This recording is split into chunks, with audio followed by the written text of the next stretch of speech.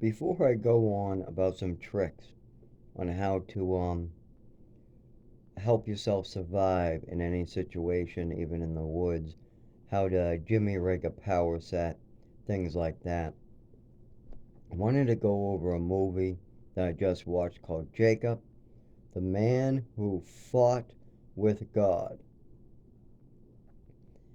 So they go over pretty much a lot of the Bible, but one thing that I wanted to point out is oh my God, I believe it's Abraham who was told to kill his son. Maybe it was Jacob. I'm pretty sure it was Abraham. I forget. It slips me. They used a.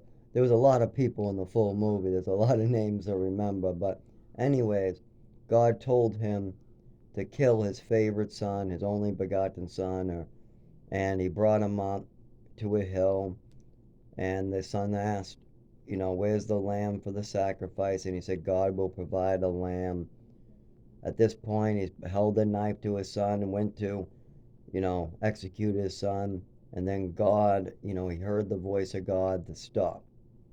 Now, that isn't a literal translation.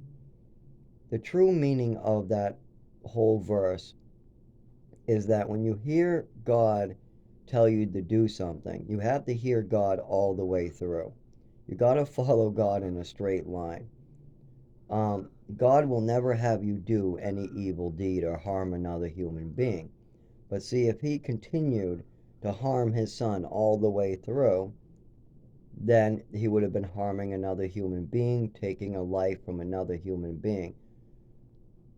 And you have to hear God's voice all the way through. God will never tell you to kill anybody, but it's the point of the story. The point of the story is that you need to follow through all the way with God. You have to. You have to hear him at all times. You got to hear him tell you the good. You got to hear him tell you the bad, the tough struggles in life. I've had to face really horrible things where I could have got hurt, but I followed through with it anyways, and things worked out because I followed God all the way through. And then he will send messages to you later. Like the chances of a guy with a baseball bat that was the brother of the guy I saved being in the same wood line and running into me was like 1 in 1,000. That was 1 in 1,000 that day because I wasn't staying there no more. I wanted out of there after what happened. So I was just there because of Gabby, one of my high school, and wow, actually, I just met her for a little bit during high school. I spent all middle school with her, and then prior to that, we were in a program together called North Star. So, yeah, I was going back really because she just wanted me to go back over there to see somebody. She wanted to talk to somebody. I said, sure, we can stop by real quick at Tent City and then we can get the hell out. On the way out of the wood, this long weed line, I guess you would call it, and this big grain tower. I mean, this is really hidden. I mean, I could show people it, but you would never find it if you didn't know where it is. But the chances of me running into him right on the way out was 1 in 1,000,000 at that time. And the fact that he said, "Oh, Zach," and somebody gave him the message of who I was, what my name was, the fact we have the same last name spelled the same way, and I guess he's no relation to the family.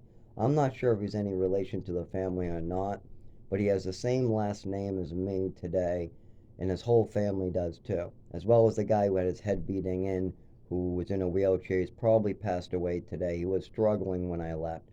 And he was very self destructive, so he wasn't going to get better. But, anyways,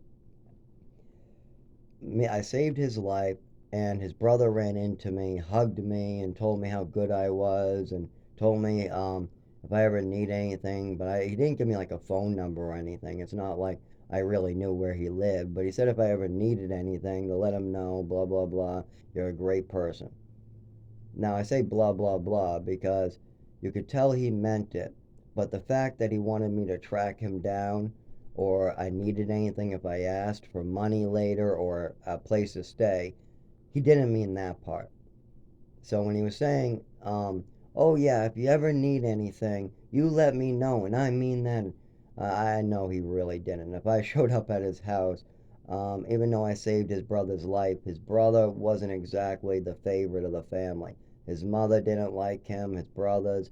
He was a drug addict, and he had a suit. I mean, oh my God, you've never seen a guy steal like this. He would steal a bar of soap out of the bathroom. He would steal the socks while they were still on your feet, and I'm not joking about that. I mean, he literally would steal socks out of people's shoes. I mean, this guy was another level of stealing. I mean, he's the type of person that would steal his own stuff. I mean, it is beyond funny, this guy. I mean, it's not funny in a way, but he used to joke about it. He knew he had a problem. He had a problem with drugs, and he definitely had a problem with stealing. He also was a very short, skinny, small guy. He was like the smallest guy I ever saw and ever met. I'm guessing that had something to do with it. Um, but anyways, this guy, I saved his life, and his brother ended up thanking me. That's a 1 in a million chance, and I've had a lot of 1 in a million chances. As well as I should have got very seriously hurt that night. Everything about that night, I just followed God, but it was not right for me or my own safety. I was doing the right thing just because I just knew it was the right thing, that people were going to get hurt if somebody didn't do anything, and I had to do something, and I went beyond what was my responsibility. And there is somebody alive, or he lived many years, 10 years I know for sure, because I was there. They had to put a metal plate in his head, a rod in his spine. I mean, he was had his leg broken, foot. I mean, it was really, really bad. And he had all this paperwork that definitely said that he would have died, as well as he was literally air flighted out. I mean, there was at least 100 people that ended up hearing about it and said that I saved his life, and he definitely would have died. As well as nobody saw him for a long time, and when he did come back, the paperwork he had, the setup he had, the injuries he had.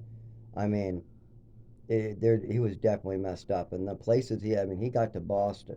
So, and there was a lot of surgery, like there is a metal plate in his head and there is a metal spine in his back. He proved those. So it definitely, it definitely was serious damage. And if he didn't get out of there, he wouldn't have made it. So there is a lot that you got to listen to that you might not want to do. You might not want to face to face to a killer and tell him that you might not want to stop killing this guy. You might not want to walk up to him and do that. But if you don't have a phone, nobody wants to give you a phone. There's no other way to get out and get help in there. Nobody's going to come and get there in time. It's just not.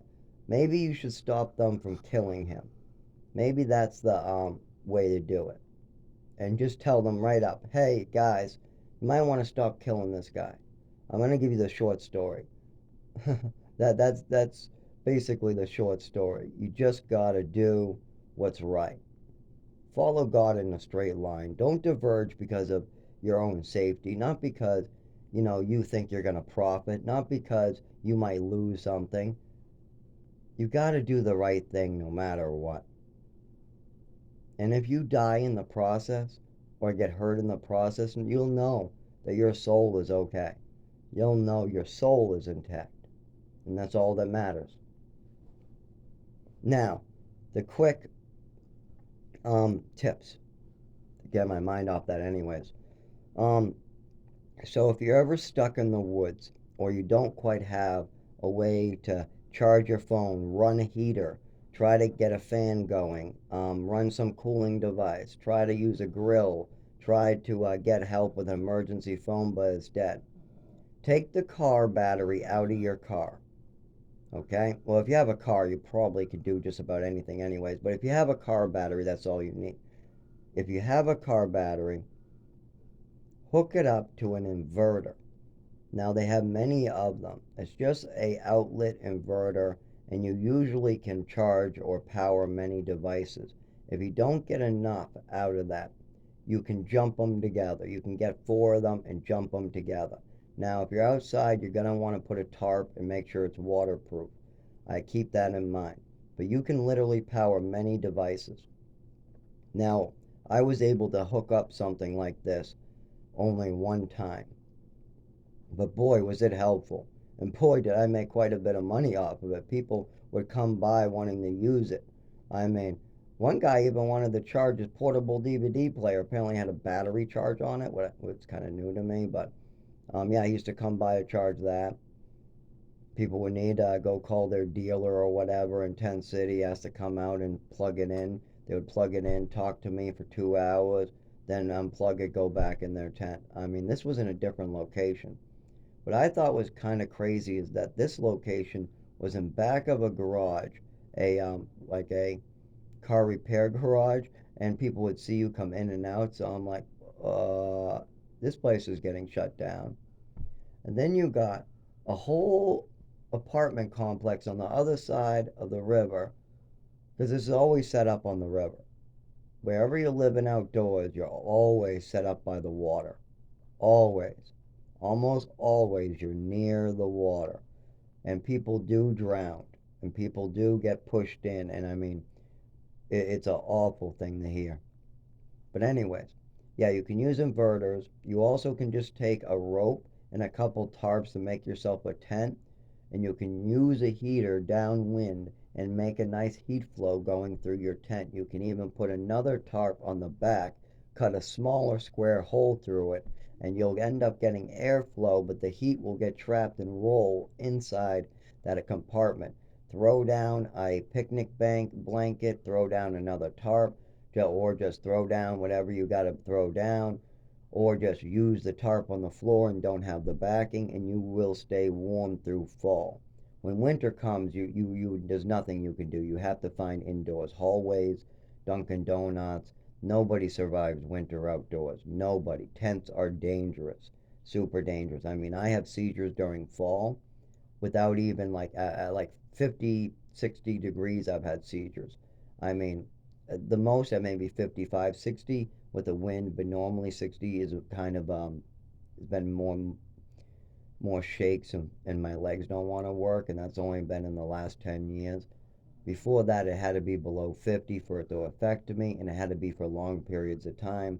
And that was more fall, but when winter came in, you forget it. No, I mean, that kills anybody. And people don't have heat, and fires aren't exactly legal, and they will shut it down quick if there's fires. Coffee cans with a fire on it, they get real mad. Fires aren't allowed by the homeless anymore. It's just fires really aren't allowed. You can't keep warm with a fire unless you like jail, and it's very difficult to do that. So a car battery, an inverter with a high amount of like wattage, so that way you can use like an 800-watt heater and you'll be all right. They make really nice square, maybe 40 or less dollar 800-watt heaters that are powerful enough to heat a tent to baking degrees. I mean baking. But that's only during fall, and if you close it all up with this, kind of dangerous, as well as the battery will die quickly, so there are flaws where you can't keep it up. During fall, maybe you can do it like once in a while, but it's more of a charging device during summer for the inverter. It's just you maybe could get like a nice 2 day camping trip during fall out of it. I mean, 2 days, that's probably what you'll get out of a car battery running a heater. That's it. So don't think during fall you're going to be able to like heat a tent that way. It'll be a fortune. But it isn't a good emergency trick if you have to survive.